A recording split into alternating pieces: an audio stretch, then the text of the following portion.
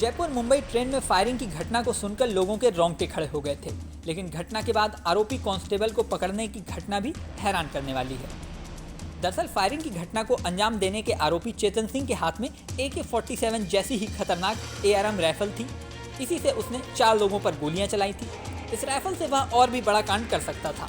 जैसे ही वारदात के बाद खबर पुलिस और GRP तक पहुंची, मीरा रोड और दहिसर के बीच ट्रेन के पहुंचने के दौरान बोरीवली GRP की टीम उसे पकड़ने निकल गई। दूसरी ओर भाईदर RPF के जवान भी सिपाही को पकड़ने में जुट गए। आरोप है कि अपने साथी जवानों को देखते ही चेतन ने उन पर भी राइफल तान दी और सामने से हट जाने के लिए कहा।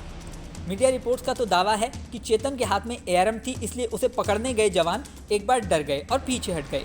सभी को डर था कि वह और भी बड़ा कांड कर सकता है।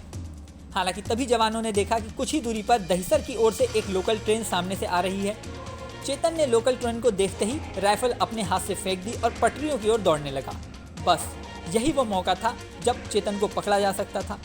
जैसे ही उसके हाथ से ARM राइफल छूटी, दूसरी दिशा से आ रही बोरीवली GRP के जवानों ने चेतन को दबोच लिया। मीडिया रिपोर्ट के अनुसार एक अधिकारी ने बताया कि चेतन को गिरफ्त लेते ही वह जवानों से ये भी कहने लगा कि जब वह कोच में सो रहा था तो उसके पिता सपने में आए थे। उन्होंने कहा कि जो भी तुम्हारे रास्ते में आए उसे खत्म कर दो, अब तुम्हारा इस दुनिया में काम खत्म हो गया है। हालांकि चेतन की इस बात की पुष्टि आधिकारिक तौर पर नहीं हुई है, लेकिन DCP संदीप भाभी भाकरे ने मीडिया से कहा कि प्रथम दृष्टया आरोपी चेतन मानसिक रूप से बीमार लग रहा है। GRP मुख्यालय ने आरोपी चेतन के खिलाफ IPC की धारा 302, भारतीय हथियार कायदा की धारा 3, 25 और 27 के तहत मामला दर्ज कर उसे गिरफ्तार किया है। पूरी घटना की बात करें तो सोमवार को यानी 31 जुलाई को सुबह 5 से सवा 5 बजे के बीच जयपुर सुपरफास्ट एक्सप्रेस महाराष्ट्र में वापी से बोरीवली स्टेशन के बीच चल रही थी। ट्रेन में यात्रियों की सुरक्षा के लिए RPF कांस्टेबल चेतन सिंह तैनात थे। इसी ट्रेन में रेलवे सुरक्षा बल के ASI टीकाराम मीना की भी तैनाती थी। चश्मदीदों ने बताया कि चेतन सिंह की वहीं पर बैठे लोगों से बहस हो गई। चेतन ने B5 कोच में ASI पर गोली चला दी, फिर उसी कोच में एक और यात्री पर गोली चलाई।